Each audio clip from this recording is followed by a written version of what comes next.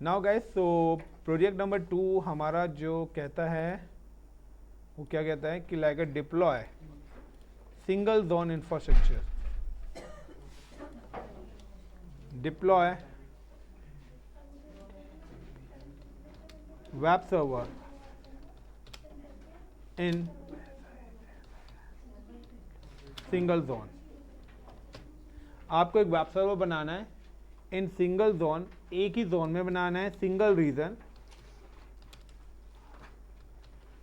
और सिंगल ही रीजन में बनाना है, यानी कि सिंगल जोन और सिंगल रीजन। अब ये जो वेब सर्वर्स है, अब इसके ऊपर आता है कि यही, अब ये एक छोटी सी लाइन आई है, यहाँ पर कम से कम 20 चीजें हिडन है। इस पैरामीटर्स के अंदर क्या है, 20 आइटम्स क्या हैं हमारे, हिडन्स हैं। अब वो हिडन्स क्या हैं, हिडन पैरामीटर्स आता है कि वेब सर्वर पहले नंबर पर आ रहा है, वेब सर्वर। अब वेब सर्वर में क्या चीज़ है कि ये जो वेब सर्वर्स हैं ये लिनक्स बेस्ड बनेंगे या विंडोज़ बेस्ड बनेंगे, कि आपको अपने लिनक्स पे डिप्लॉय करना है या विंडोज़ पे डिप्लॉय करना है। अब वो आपको पूछना पड़ेगा कि you can deploy the infrastructure in Linux या you can deploy the infrastructure in Windows. So now that I'm just mentioned the Linux और Windows. So मैं यहाँ पे जो इंफ्रास्ट्रक्चर बना रहा हूँ मैं दोनों सर्वर पे एक साथ डिप्लॉय करूँगा, नाउ और windows. So now we can deploy the web server. मुझे 2 वेब सर्वर बनाने हैं, दोनों ही सर्वर, एक विंडोज का। कल हमने खाली लिनक्स लिया था, अब लिनक्स और विंडोज दोनों एक साथ ले रहे हैं।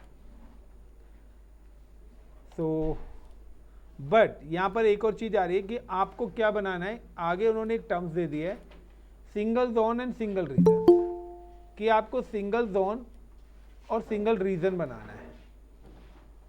दूसरा यहाँ पे और भी अगर टर्म्स ऐड कर दें, विद कस्टम वीपीसी, और वो कह रहे हैं कि आपको कस्टम वीपीसी पे और बनाना है। कस्टम वीपीसी का मतलब है कि आपको अपना नेटवर्क क्रिएट करना है, एग्जिस्टिंग नेटवर्क पर ये चीज नहीं बनानी है। Clear the point. सो सबसे पहले अब इस पैरामीटर्स के लिए आपको क्या करना पड़ेगा, पॉइंट नंबर 1, सबसे पहले आपको क्रिएट करना पड़ेगा VPC. Point number 1 create VPC. Second number पे create server.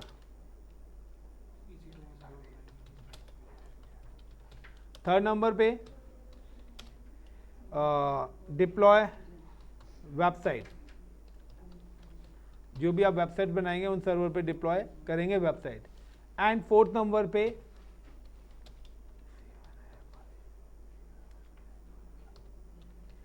Configure route 53 and create records. और रूट 53 में जाके आपको रिकॉर्ड्स, यानी कि ये 4 पैरामीटर्स आपको फॉलो करने पड़ेंगे। ये 4 ही पैरामीटर्स हैं आपको जो अपना प्रोजेक्ट एग्जीक्यूट करना है यहाँ पर। तो सबसे पहले अगर हम वीपीसी बनाते हैं, तो वीपीसी बनाने के लिए step number 1, I am select region. मैंने एक रीजन सेलेक्ट करा जिस भी लोकेशन पे मुझे बनाना है। Suppose I am selecting Singapore. Singapore में सबसे पहले जब मुझे वीपीसी क्रिएट करना है, तो now this is a step number 1। यहाँ पे सबसे पहले पूछेंगे आपसे कि like a name of the VPC, कि आप अपने वीपीसी का नेम क्या रखना चाहते हैं, एंड देन आईपी एड्रेस, और आप उस पर्टिकुलर वीपीसी में कौन से आईपीज एलोकेट करना चाहते हैं। Now mention 10.0.0.0/24। सो ये मेरा नेम में रखना चाहता हूँ यहाँ पे like a my VPC. And दूसरे नंबर पे आता है CIDR। CIDR का मतलब है रेंज ऑफ द आईपीज, 10.0.0.0/24, यानी कि मैं जो अपना वीपीसी बना रहा हूँ वो 256 आईपीज का बना रहा हूँ। आफ्टर दैट कि स्टेप नंबर 1 के बाद आपको वीपीसी बनाने के बाद, क्योंकि आपका जो प्रोजेक्ट है ना वो सिंगल जोन है और सिंगल रीजन है, तो सिंगल रीजन में मैंने सिंगापुर सेलेक्ट कर लिया। अब मुझे बनाना पड़ेगा जोन। मुझे क्या बनाना पड़ेगा, जोन, यानी कि अपने जोन। मेरे पास बताइए कि सिंगापुर के अंदर मेरे पास 3 जोन्स हैं, A, B एंड C। अब आपको अपना जो इंफ्रास्ट्रक्चर डिप्लॉय करना है, अपने सर्वर करने हैं, वो जोन A के अंदर करने हैं, जोन B के। तो मुझे क्या करना पड़ेगा, यहाँ पे जोन्स बनाने पड़ेंगे, यानी कि जोन के लिए क्या बनाने पड़ेंगे, आईपीस। तो जोन के लिए आईपीस बनाने होंगे, उसको हम कॉल करते हैं सबनेट। तो यहाँ पे सेकंड नंबर पे आएगा क्रिएट सबनेट।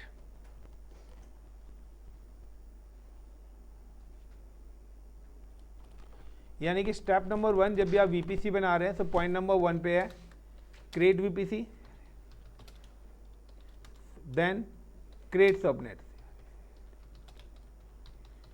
अब जब सबनेट्स क्रिएट करने हैं, so now when you create a subnet, तो जब भी आप सबनेट क्रिएट करेंगे तो आपको वो पर्टिकुलर वीपीसी सिलेक्ट करना पड़ेगा जिसके साथ आप अपना सबनेट बनाना चाहते हो। सो लाइक मैं जो अपना सबनेट बना रहा हूँ वो माई वीपीसी के अंदर बना रहा हूँ।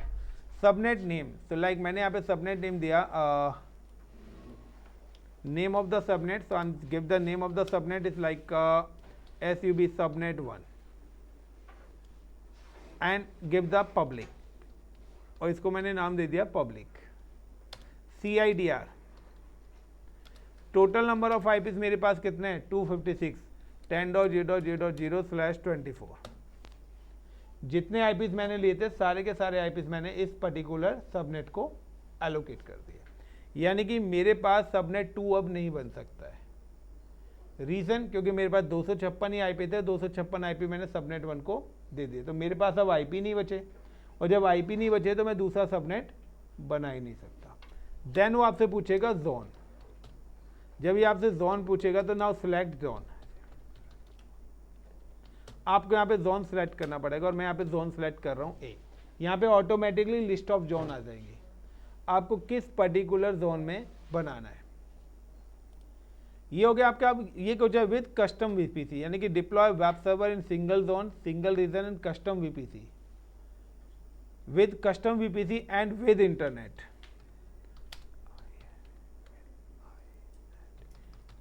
एक्सेस। अब अगर वो आपसे पूछता है कि मुझे इंटरनेट एक्सेस भी चाहिए, यानी कि इंटरनेट एक्सेस का मतलब है कि वो सर्वर्स वैन में भी एक्सेस होने चाहिए। इंटरनेट आ गया यानी कि आउटसाइड, यानी कि वर्ल्ड वाइड। मेरी जो वेबसाइट है वो वर्ल्ड वाइड एक्सेस है। एक होती है विद इन अ क्लाउड, एक होती है क्लाउड से बाहर, यानी कि इंटायर वर्ल्ड। इंटायर वर्ल्ड का मतलब है कि मुझे क्या देना पड़ेगा, इंटरनेट एक्सेस। तो इंटरनेट एक्सेस के लिए आपको क्या करना पड़ेगा, क्रिएट करना पड़ेगा गेटवे। तो नाउ थर्ड स्टेप से पे आएगा create internet gateway.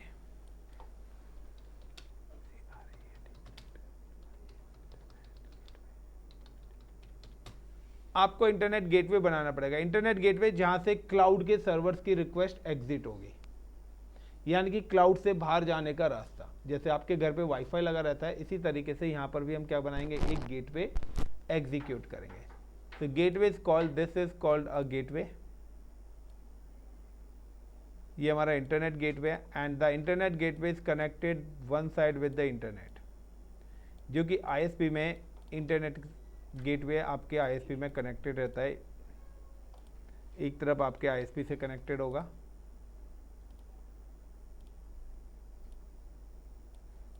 like this is my internet gateway।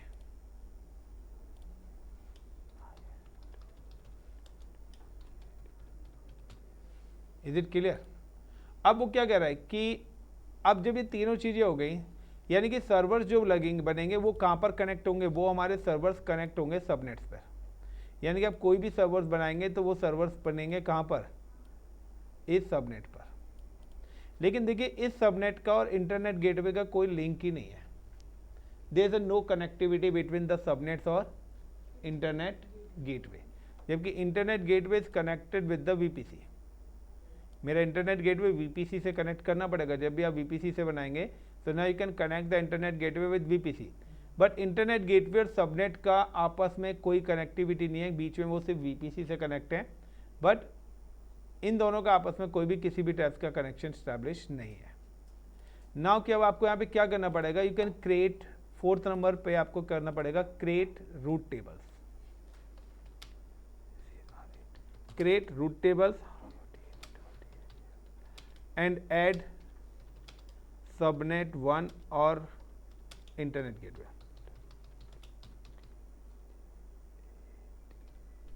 आपको एक रूट टेबल बनानी पड़ेगी और उस रूट टेबल के अंदर आपको सबनेट और इंटरनेट गेटवे दोनों अटैच करने पड़ेंगे। तो यहाँ पे नेक्स्ट नंबर पे आपका बनेगा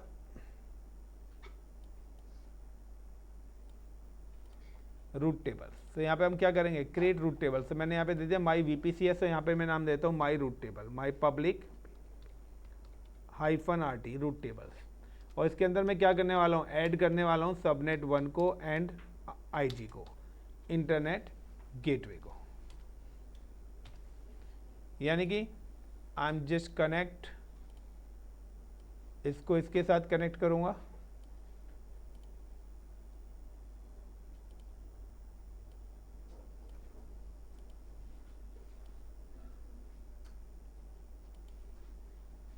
then it's also connected with this, ये VPC के साथ भी कनेक्ट होगी, एंड देन दिस। तो अब इस मशीन को इंटरनेट पे जाने का रूट मिल गया। यानी कि अब अगर इन मशीनों को बाहर एक्सेस होना है तो इन पे जो जाने का रास्ता है वो ये है। Is it clear the point? Exit point मिल गया। So how to execute VPC। तो सबसे पहले हमें VPC, क्योंकि जब तक नेटवर्क नहीं होगा तो हमारे सर्वर ही क्रिएट नहीं होंगे। Clear the point? अब आते हैं how to create. So I am just come to the portal, then select the region. सबसे पहले रीजन सिलेक्ट कर रहा हूँ। सभी लोग यहाँ पे अपनी प्रैक्टिकल स्टेप्स से फॉलो कर सकते हैं। Now click on the VPC। कल हम लोगों ने डिफ़ॉल्ट VPC यूज़ करा था। Now today I am just execute a VPC। Default है create VPC। Give the VPC name is my VPC। सारी चीज़ें मैं लिखवा चुका हूँ। CIDR values 10.0.0/24, then create. Second number पे सबनेट्स, ये आपके डिफ़ॉल्ट VPC के सबनेट्स हैं। Then create subnets, select for the my VPC। Subnet 1 is like a SUB, subnet 1 like a public. Now you can see the zone. तो यहाँ पे तीनों Jones आ रहे हैं। नाउ हम select the zone A। Total number IPs वो कहते हैं आपके पास 256 IPs है। आप इसको कितना एलोकेट करना चाहते हैं, हम गिव द 10.0.0/24। वो आपको बता देगा कि 256 IPs पूरे के पूरे आपने एलोकेट कर दिए। यहाँ पे लिखा भी आ रहा है। Then create. थर्ड नंबर पे आई am just create internet gateway, क्योंकि मुझे वैन एक्सेस देना है। वैन एक्सेस के लिए IG होना मैंडेटरी है। और internet gateway connected computers access via the public IP। जो इंटरनेट गेटवे से कनेक्ट होगा वही सिस्टम आपका पब्लिक IP से एक्सेस होगा। जो इंटरनेट गेटवे से कनेक्टेड नहीं होगा उसको आप पब्लिक IP से भी एक्सेस नहीं कर सकते। बेशक आपके पास पब्लिक IP है फिर भी वो एक्सेस नहीं होगा, क्योंकि एग्जिट पॉइंट जब तक नहीं मिलेगा। आपको मैंने बाहर की लॉक की चाबी दे दी, आपके पास आपकी गाड़ी की चाबी, बट इस गेट की चाबी नहीं है। पहले तो यहाँ से एग्जिट होंगे ना, बाहर तो तब पहुँचोगे आप। So now create internet gateway my VPC -IG, then create, then attach to the VPC। Third number पे रूट टेबल्स। तो create the root tables like my VPC -PUB like public AWCS access -RT। You can give the any name। Select the VPC, create. अब मुझे क्या करना है, इसमें add करना है subnet. I am just click on the subnet association. जो भी आपकी रूट टेबल्स बनी होगी आप उस पर्टिकुलर रूट टेबल्स पे क्लिक करिए। Subnet association, edit subnet association, और जो सबनेट हमने बनाया था वो यहाँ पे कर दिया। सिंगल जोन VPC बना रहा हूँ इसलिए थोड़ा सा इजी वे में बता रहा हूँ। नेक्स्ट क्लास में हम मल्टी जोन VPC क्रिएट करेंगे तो ये और भी एक्सपेंड हो जाएगा। Then again click on the route tables, और अब इस बार मुझे इंटरनेट गेटवे भी ऐड कराना है। तो रूट्स, एडिट रूट्स, वो कह रहे हैं कि आपका 10.0.0. का जो रूट्स है वो कहाँ पे रिडायरेक्ट हो। मैं चाहता हूँ इंटरनेट 00/0, ये IP रिजर्व होता है इंटरनेट के लिए। वाया किसके, इंटरनेट गेटवे, और जो इंटरनेट गेटवे बनाया है उसका नाम यहाँ पे आ जाएगा। Then save changes. First steps कि आपका VPC बन चुका है। ये आपके ये चार स्टेप्स आपको फॉलो करने हैं। नेक्स्ट पॉइंट इज कि अभी तक हमने पहली स्टेप में क्या करा कि क्योंकि हमारे को कस्टम VPC पर एग्जीक्यूशन करना था, तो नाउ कि हम लोगों ने अभी तक ये वाली स्टेप फुलफिल करी है। अब क्रिएट सर्वर। लेकिन आपको पता है कि क्रिएट सर्वर्स के लिए हमारे पास कुछ मल्टीपल रिक्वायरमेंट्स हैं। वो रिक्वायरमेंट्स क्या है, सबसे पहले हमें वी नीड अ की पेयर। हमें की पेयर चाहिए, सिक्योरिटी ग्रुप चाहिए, AMI अमेजोन मशीन इमेज चाहिए, इंस्टेंस टाइप भी क्या है, रिक्वायर्ड है, EBS वॉल्यूम्स, EBS वॉल्यूम्स ही, यानी कि ये 5 चीज़ें तो हमें रिक्वायर्ड ही हैं। देन उसके बाद network.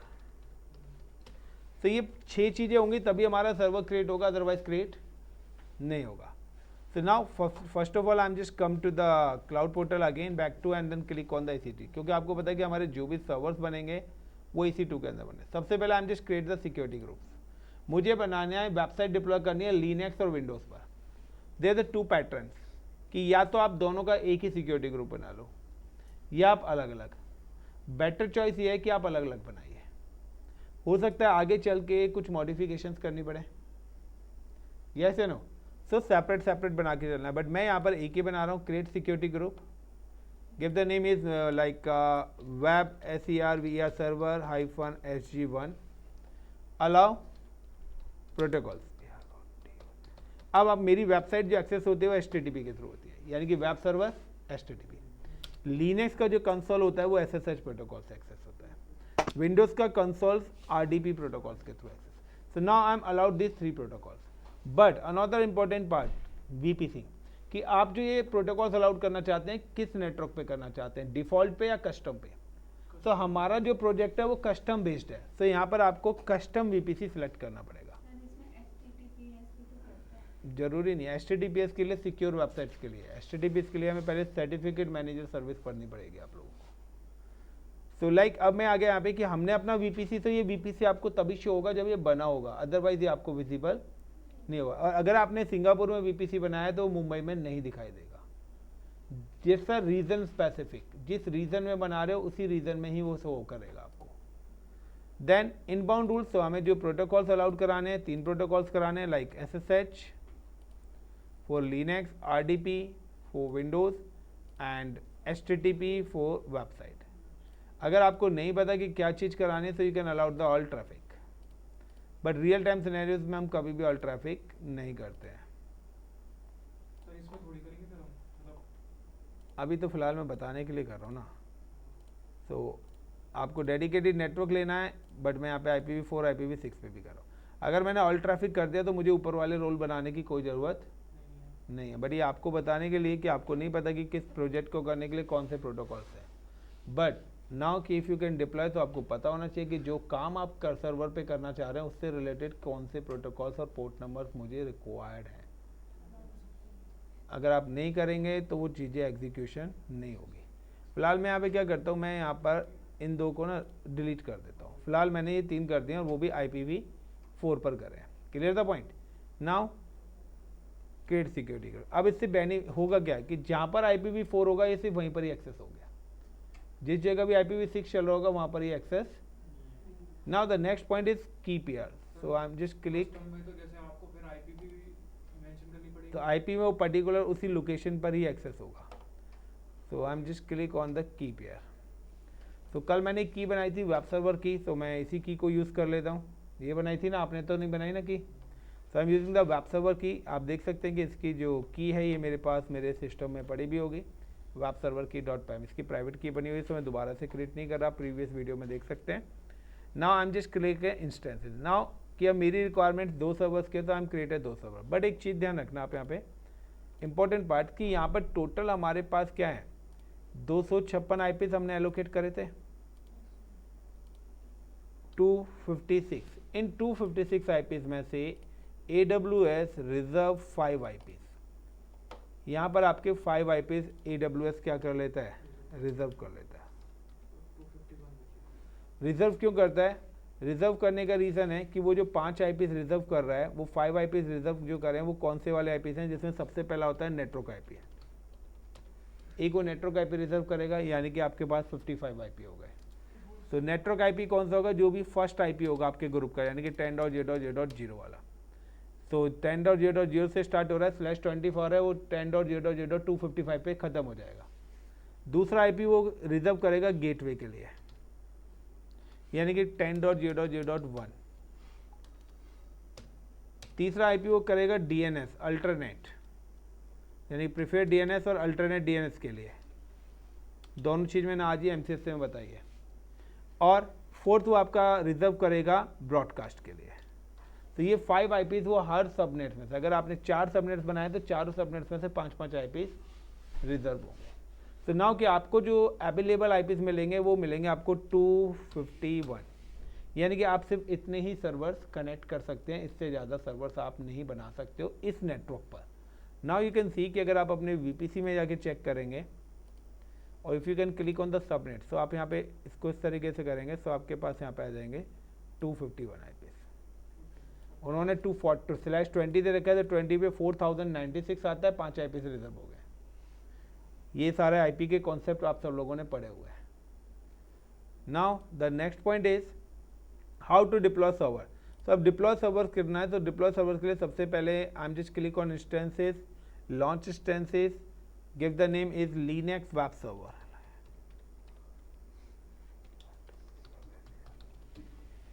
and now select the operating systems, then t2.micro, then select the key pair। अब नेटवर्क पे आ रहे हैं, तो अगेन यहाँ पे डिफॉल्ट नेटवर्क है। आप देखिए जब भी डिफॉल्ट नेटवर्क करेंगे तो public IP by default enable रहता है, लेकिन when you select the custom, अब जब कस्टम VPC करेंगे तो पब्लिक IP डिसेबल हो जाएगा। यानी कि यहाँ पर अब ये ऑप्शनल हो गया कि आपको चाहिए या, तो मैं अगर पब्लिकली एक्सेस करना चाहता हूँ तो मुझे ये इनेबल करना पड़ेगा। नाउ सबनेट, तो अब आपके पास एक ही सबनेट आ रहा है और कितने IPs आ रहे हैं, 10.0.0/24 का है और 251 IPs है। नाउ मैंने ये सबनेट को सिलेक्ट कर लिया। सिक्योरिटी ग्रुप, तो ऑलरेडी मैंने सिक्योरिटी ग्रुप बनाया हुआ है। आई नो कि अब यहाँ पर देखिए सिक्योरिटी ग्रुप मैंने माई VPC पर आया हूँ, सो आई थिंक सो मैंने वहाँ पर सिक्योरिटी ग्रुप ये रहा। एक चीज़ ध्यान रखना कि अगर आपने जिस VPC को आप सिलेक्ट कर रहे हो उसी VPC से रिलेटेड सिक्योरिटी ग्रुप्स आपको विजिबल होंगे। अगर आपने सिक्योरिटी ग्रुप डिफ़ॉल्ट पे बना दिया है और यहाँ कस्टम सेलेक्ट कर रहे हैं तो डिफ़ॉल्ट वाला VPC यहाँ पर शो नहीं होगा। तो जब भी आप सिक्योरिटी ग्रुप बनाएं, तो now you can select the network. आपको अपना नेटवर्क सिलेक्ट करना पड़ेगा कि आप किस पर्टिकुलर नेटवर्क पे अपना सिक्योरिटी ग्रुप एग्जीक्यूट करना चाहते हो। Now give the storage, 30 GB मेरे पास फ्री है, I am give the 20 GB storage. तो this is a launch instance. ये पहला सर्वर मैंने लॉन्च करा। Again I am just click instances, launch instances. Windows का अगर बनाना है, I am give the name is WINDOWS windows web SERVER server. Then I am click on the windows operating. अब मैं लिनक्स नहीं, अब मैं विंडोज़, यानी कि आप देखिए आपने जब वर्चुअल मशीन बनाई थी तो लिनक्स के टाइम पे लिनक्स का ISO इमेज सेलेक्ट करी थी, विंडोज़ के टाइम पे विंडोज़ की ISO सेलेक्ट करी थी। नाउ अब यहाँ पे भी क्या है, काफ़ी सारे वर्जन्स हैं। कौन सा, like you are using the 2016 MCS7 2016, I am select the 2016 server. Then instance types t2.micro, 1 CPU 1 GB RAM, की पेयर वेब सर्वर की, नेटवर्क। अगेन अब देखिए यहाँ पर आपके पास जो नंबर ऑफ IPs आएंगे वो 250 IPs आएंगे। वाई, क्योंकि एक IP लाइनेक्स की मशीन ने एलोकेट हो गया है। So now only the 250 IPs available. Enable select the existing security group, because क्योंकि मैंने ऑलरेडी यहाँ पर इसके अंदर भी RDP प्रोटोकॉल अलाउ करा हुआ है। Then launch instance. तो this is another second step मेरी फुलफिल हो गई। अब मुझे क्या करना है, डिप्लॉय वेबसाइट। अब डिप्लॉय वेबसाइट के लिए क्या करना पड़ेगा, अगर आप लिनक्स पे वेबसाइट डिप्लॉय करना चाहते हैं तो लिनक्स पे आपको वेबसाइट डिप्लॉय करने के लिए कुछ स्टेप्स फॉलो करने पड़ेंगे। पॉइंट नंबर 1 कि सबसे पहले आपको क्या करना पड़ेगा, login with Linux machine, login with Linux, then install HTTPD, यानी कि आपको अपनी वेब सर्वर सर्विस इंस्टॉल करनी पड़ेगी। इंस्टॉल द HTTPD सर्विस, या इसी को हम बोलते हैं Apache. Is it clear the point. Then deploy website, उसके बाद आपको अपना डिप्लॉय वेबसाइट कोड, उसके बाद आप अपना वेबसाइट कोड एग्जीक्यूट करेंगे। Clear the point. अब मैं यहाँ पे क्या करता हूँ, simply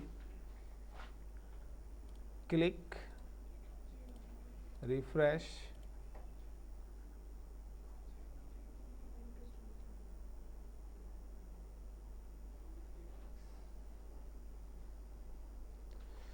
now I'm just come to the cloud instances। Linux की मशीन पे किस तरीके से एग्जीक्यूशन करना है, guys select the Linux machine, then click on connect SSH client, copy, then go to the command prompt. Now go to the location, जो भी आपकी लोकेशन है, like a CD DOWS downloads, and then paste, enter, YESES.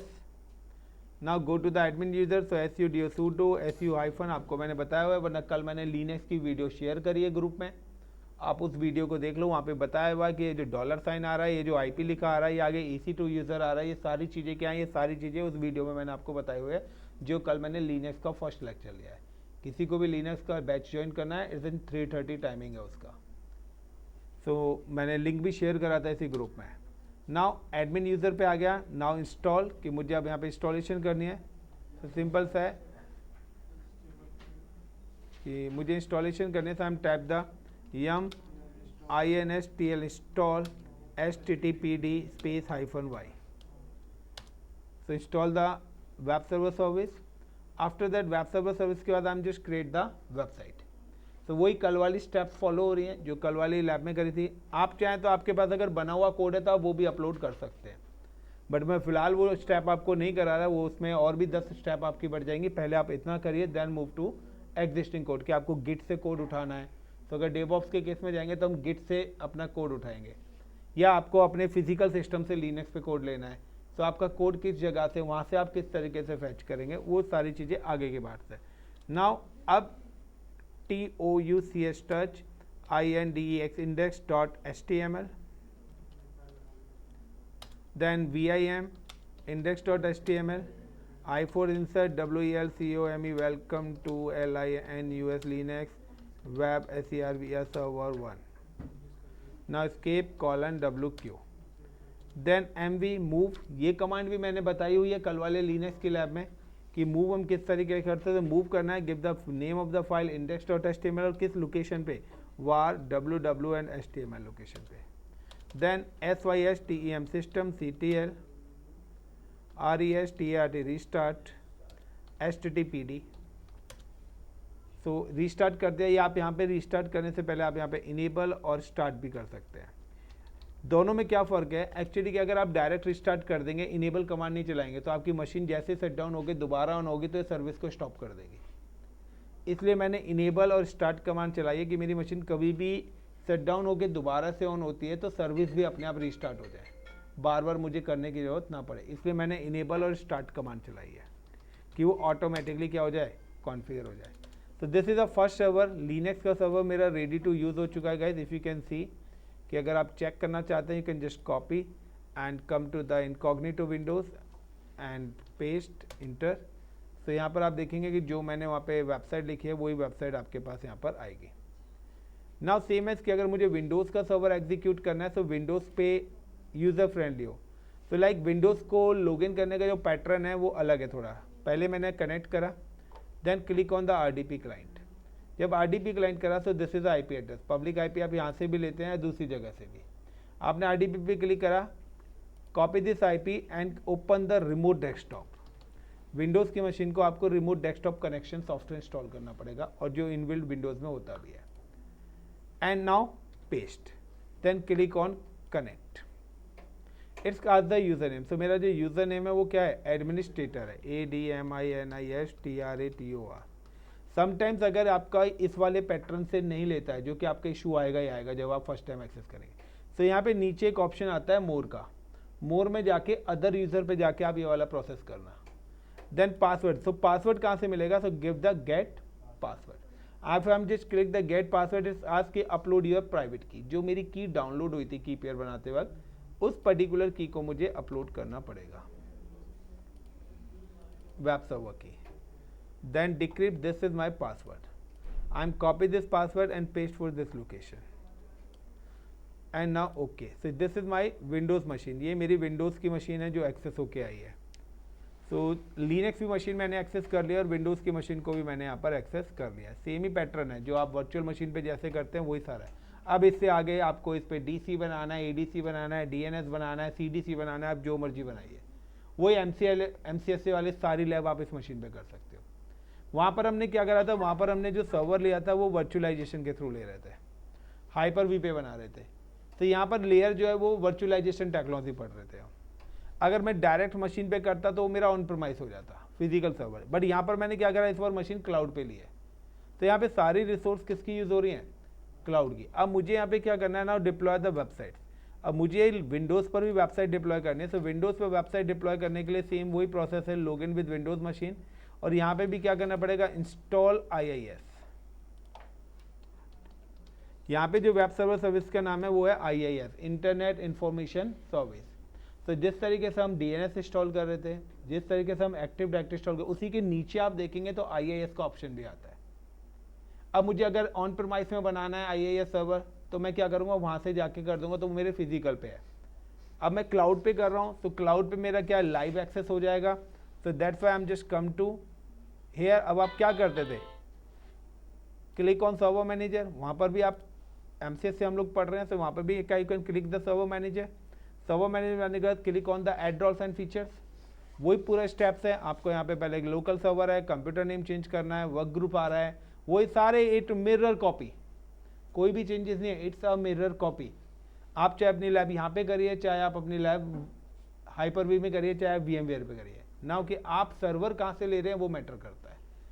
So now click on dashboard and I am click add roles and features. So you know very well कि जब हम अपना ADDS कर रहे थे, तो ADDS में भी हम लोग यही स्टेप्स फॉलो कर रहे थे, तो कोई स्टेप चेंज नहीं हो रही थी, वही टूल्स का ऑप्शन है। यहाँ पर अभी कुछ नहीं आ रहा है, बट जो जो चीज़ें मैं यहाँ से ऐड ऑन कर जाऊँगा वो सारे ऑप्शन टूल्स में आने स्टार्ट हो जाएंगे। सो थोड़ा सा लॉजिक लगाना पड़ेगा, सिर्फ इन्फो लेयर चेंज हुई है, next next next, you can see कि यहाँ पर भी वही सारी स्टेप्स आएंगे मिरर। देखिए IP कौन सा उठाया इसने, जो IPS हमने एलोकेट करें। सो वेट, अभी रनिंग प्रोसेस में चल रहा है हमारा। सर ये हम फिजिकल सर्वर को भी कर सकते हैं ना, या आप VPN फिजिकल में? सर्वर, ये आप फिजिकल सर्वर पे भी कर सकते हो। देखिए आपकी मर्जी है, आप सर्वर कहाँ से ले रहे हो, तो जिस भी लोकेशन से आप सर्वर लेंगे उसी हिसाब से वो चीज़ें काम करेंगे आपके। ठीक है हेमंत? विंडोज सर्वर मैक पे कैसा होगा ये सर्च करना पड़ेगा, मुझे मैक देगा फिर बताऊंगा। तो यहाँ पे आ गया वेब सर्वर IIS। देखिए लास्ट में वेब सर्वर IIS आ रहा है, ऐड फीचर्स। DNS मैंने अभी सुबह करा था, DHCP मैं ऑलरेडी कर चुका हूँ, एक्टिव डायरेक्टरी डोमेन सर्विस हम कर चुके हैं।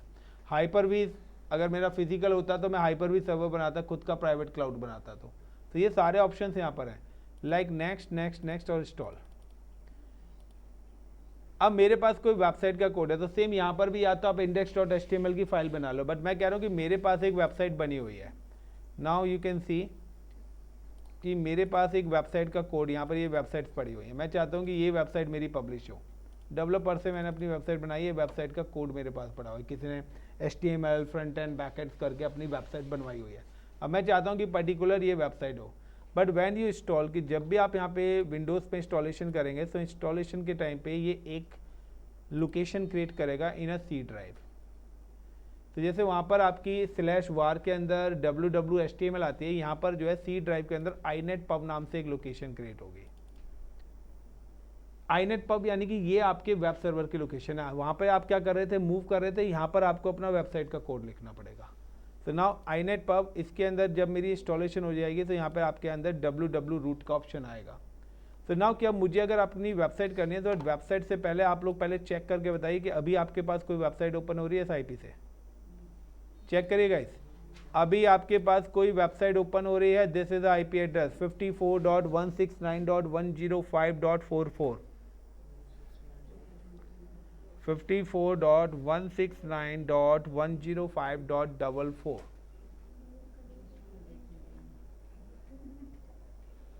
अभी नहीं हो रही सर ओपन। चलिए आप इनकॉग्निटो में जाइए और वहाँ पे जाके मैं IP पुट करता हूँ। नाउ इंटर, तो ब्लू कलर का एक पेज आपके पास आएगा, IIS इंटरनेट इंफॉर्मेशन सर्विस, वहाँ पे लिखा ओके है। Sir, okay sir. नाम चेंज द कलर, मैं इसका कलर चेंज करता हूँ। तो सिंपली ये जो लोकेशन है ये आपके सर्वर में inetpub www root and now ये वेबसाइट है जो आपको अभी ओपन हो रही है, ये उसका कोड रखा हुआ है। यहाँ पर हो जाए ओपन।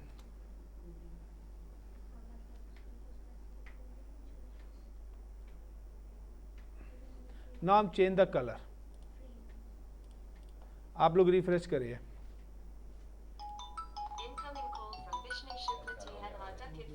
Clear guys? तो now if you can refresh, तो आप जब रिफ्रेश करेंगे तो आप देखेंगे आपकी वो चेंजेस अप्लाई हो जाएंगे। बट नाउ कि अगर मैं यहाँ पर अपना खुद की चाहता हूँ कि मेरी कोई पर्टिकुलर वेबसाइट आए, तो अगेन कि मैं क्या करूँगा, I am delete this code. जैसे मैं इस कोड को डिलीट करूँगा आपके पास एक एरर आएगा, forbidden access denied. You can again refresh. हाँ 403 ठीक है। नाउ कि अब मैं यहाँ पे क्या करता हूँ, अपनी नीड के अकॉर्डिंग अपनी वेबसाइट जो भी है मेरी, उस कोड को मैं रख देता हूँ। कॉपी मैंने अपने फिजिकल सिस्टम से लिया, अपने वर्चुअल क्लाउड के सर्वर पे आया, देन पेस्ट। सर कंपनी में यही टिकट बन जाती है डेटा पे,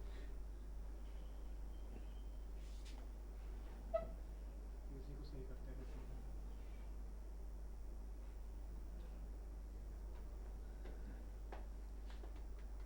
और नाउ गाइस अब आप देखेंगे तो अब आपके पास वहाँ पर वेबसाइट आएगी पूरी। रिफ्रेश करिए और चेक कर सकते हो आप, कंप्लीट वेबसाइट आएगी।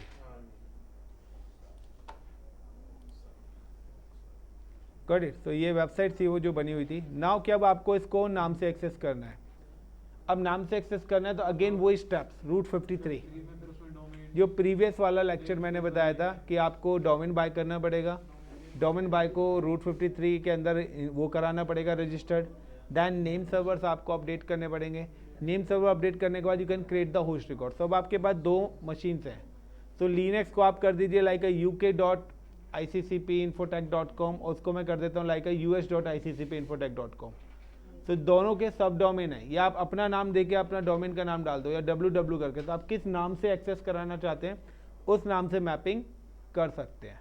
सो क्या दिस इज अ प्रोजेक्ट, ये आपका सेकंड प्रोजेक्ट था जिसके अंदर मैंने आपको बताया कि कस्टम वीपीसी के साथ हाउ टू एग्जीक्यूट, कि आप किस तरीके से अपनी चीज़ों को डिप्लॉय करेंगे, कि आप किस तरीके से अपनी चीज़ों को लेके चलेंगे, कि आपको अपना वेब सर्वर बनाना है, single zone, single region VPC और विद इंटरनेट। या एनी क्वेश्चन किसी का? हेमंत? सर जैसे हमने ये वेबसाइट शेयर करी है, हाँ इसे हम कोई जैसे डाटा वगैरह भी शेयर कर सकते हैं फिर? देखो, डेटा कभी ऐसे शेयर, डेटा भी शेयर कर सकते हो, बट उसके लिए पैटर्न अलग है। डेटा होता क्या है कि अब आपने यहाँ पे क्या वेबसाइट पे गए, यहाँ पर आपने एक बैकएंड का एक पैनल बना दिया, जैसे एक मैंने आपने कोई एक फॉर्म बना दिया। ERP का एक मिनट मैं बता रहा हूँ। अब आपने यहाँ पे आपकी वेबसाइट में कोई लॉगिन डिटेल या कोई फॉर्म बना दिया, स्टूडेंट इंक्वायरी। तो जब स्टूडेंट इंक्वायरी के लिए करेंगे तो डेवलपर आपका पेज बनाएगा। अब वो इंक्वायरी का जो है उसके लिए हम उसको डेटाबेस से कनेक्ट करेंगे, कि अगर कोई उस फॉर्म को फिल करता है तो उसकी एंट्री मेरे डेटाबेस के अंदर जाए। तो उसके लिए we can use the RDS, relational databases हम यूज़ करेंगे, जिसमें वो SQL यूज़ करेगा या Oracle यूज़ करेगा। तो now we can use the RDS। तो यहाँ पे फिर हम उसके लिए RDS का यूज़ करेंगे कि अगर आपकी वेबसाइट है तो अब हम जो वेबसाइट पे कोडिंग हो रही है उसके हिसाब से फिर हम अपने यहाँ पर डेटाबेसेस बनाएंगे। अब वो आपका डेटाबेस है तो कंपनी कौन सा यूज़ कर रही है, MySQL कर रही है, Oracle कर रही है, IBM कर रही है, कौन सा डेटाबेस बैकएंड में ले रखा है उन्होंने, जहाँ से आप वेबसाइट पे कोई भी फॉर्म फिल करते हो या कुछ भी चीज़ है तो वो डेटाबेस आपका जाएगा। फिर उसके बाद हम कहते हैं कि वो डेटा हमारे पास एक्सेल की फॉर्मेट में आए या किस फॉर्मेट में आए, तो वो पूरी की पूरी लेयर्स हैं, वो एक एक करके वो सेटअप बनाया जाएगा, बना हुआ कुछ भी नहीं है। तो अगर डेवलपर से आपने बनवाया है बैकएंड भी, तो बैकएंड बनाया तो वहाँ पर भी अब SQL का रूल अप्लाई होता है कि स्ट्रक्चर है अनस्ट्रक्चर है। स्ट्रक्चर का मतलब है कि मैं चाहता हूँ वहाँ पे स्टूडेंट का नेम, मोबाइल नंबर और ईमेल आईडी, ये 3 चीज़ ही डाले वो। तो 3 चीज़ों का मैं डेटाबेस के अंदर टेबल भी क्रिएट करूँगा कि वहाँ पे फिल करेगा तो इस डेटाबेस के अंदर आके वो डेटा सेव होना चाहिए मेरा, और यहाँ से मैं उसको एक्सेल की फॉर्मेट में डाउनलोड कर लूँ। क्लियर हेमंत? यस सर तो उसी, क्योंकि हमें क्या है, डेवलपर जिस हिसाब से देगा, हमें तो अपना इंफ्रास्ट्रक्चर है ना, हमने डेटाबेस बना के दे दिया, अब डेवलपर अपने हिसाब से कोडिंग करे। मैं डेवलपर थोड़ी ना हूँ जो मैं टेबल बनाने बैठूंगा, SQL कॉन्फ़िगरेशन करूंगा। बट हाँ, अगर आप लोगों को SQL आता है तो वेल एंड गुड। चलिए गाइस, एक मिनट चलिए गाइस, सो थैंक यू। तो ये आप लोगों का प्रोजेक्ट नंबर 2 था। फ्राइडे प्रोजेक्ट नंबर 3 करने वाले हैं हम, ठीक है। मल्टी जोन इंफ्रास्ट्रक्चर के साथ करेंगे, थोड़ा और इसको एक्सपेंड करते हुए चलेंगे, फिर आगे चलेंगे load balancers, auto scaling, custom EMIs, काफ़ी सारी चीज़ें इसमें हम ऐड ऑन करेंगे। सो लिनक्स और विंडोज़ दोनों पे किस तरीके से वेबसाइट डिप्लॉय करते हैं। लिनक्स पे हम लोग, मैंने आपको बताया था कि विदाउट डिफ़ॉल्ट VPC पे, लिनक्स और विंडोज़ दोनों मैंने कस्टम VPC पे बनाया है। नाउ एक चीज़ ध्यान रखना है, बिलिंग को कंट्रोल करना है। बेसिक आप फ्री टायर अकाउंट कर रहे हैं, कोई भी कहता है कि फ्री टायर पे बिल नहीं लगता है तो उसकी बात मत मानना, क्योंकि वो बता के चला जाएगा, बिल आपका बनेगा। दैट्स बेटर कि आपका टास्क हो गया है, सिलेक्ट करिए सर्वर्स को, इंस्टेंट स्टेट में जाइए और टर्मिनेट।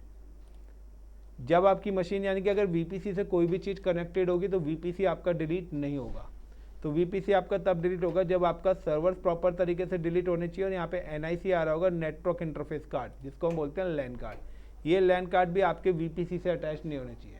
अगर आपके एनआईसी भी अटैच है तो भी आपका वीपीसी डिलीट नहीं होगा। जब ये दोनों चीज़ें रिमूव हो जाएंगी उसके बाद ही आप अपने वीपीसी को डिलीट कर सकते हैं। वीपीसी को डिलीट करने के लिए सिर्फ आपको डिलीट वीपीसी करना है, तो उसके साथ ही उसकी सबनेट, रूट टेबल और इंटरनेट गेटवे सारी चीज़ें अपने आप ही डिलीट हो जाएंगी। 1 बाय 1 डिलीट करने की आपको कोई ज़रूरत नहीं है। नाउ एक्शन में गया और like I am just click on delete VPC, तो यहाँ पे देखिए कि अभी भी मेरे साथ क्या रिसोर्सेज अटैच्ड हैं। तो जब तक मेरी रिसोर्सेज जब तक डिलीट नहीं होंगे मेरा वीपीसी भी डिलीट नहीं हो पाएगा। So I am just click on इसी टू इंस्टेंसेस टर्मिनेट। तो टर्मिनेट का मतलब है डिलीट हो चुकी है विद इन 45 मिनट्स के बाद ये मशीन से यहाँ से परमानेंट रिमूव हो जाएंगे। 45 मिनट्स तक आपको विजिबल रहेंगे, उसके बाद यहाँ से आपकी परमानेंट डिलीट हो जाएंगे। नाउ अगेन कम टू, और मैं दोबारा से ट्राई करता हूँ कि मेरा वीपीसी डिलीट हो रहा है या नहीं हो रहा। तो now I am just click on VPC. सो अभी भी नहीं हो रहा क्योंकि मेरे अभी इंटरफेस नेटवर्क एनआईसीज अभी भी अटैच्ड होंगे, जो अभी थोड़ी देर में 2-3 मिनट के बाद यहाँ से ऑटोमेटिकली रिमूव हो जाएंगे। तो नाउ EC2 के अंदर मिलेंगे मेरे को एनआईसीज। देखिए यहाँ से एनआईसीज भी हट चुके हैं। Now the security group is also available. Security group भी हमारा वीपीसी के साथ ही था, बट सिक्योरिटी ग्रुप डिलीट करना जरूरी नहीं है क्योंकि वो फिर भी वीपीसी को डिलीट करने देता है। But now again click and refresh, and portal को एक बार रिफ्रेश कर लेता हूँ, then action, then again delete, और देखिए अब आपके पास डिलीट का ऑप्शन आ गया। तो अगर कोई भी रिसोर्सेज आपके वीपीसी के साथ अटैच्ड होंगी तो वो रिसोर्स आपको डिलीट करने नहीं देगा। Thank you guys. अगर आपको प्रोजेक्ट अच्छे लग रहे हैं तो लाइक, शेयर और कमेंट कर ही देना। सब्सक्राइब से तो मैं आप लोगों से कह ही नहीं सकता कि आप किसी और से कराओगे या करोगे, तो मर्जी है आप लोगों की। Thank you guys. Thank you.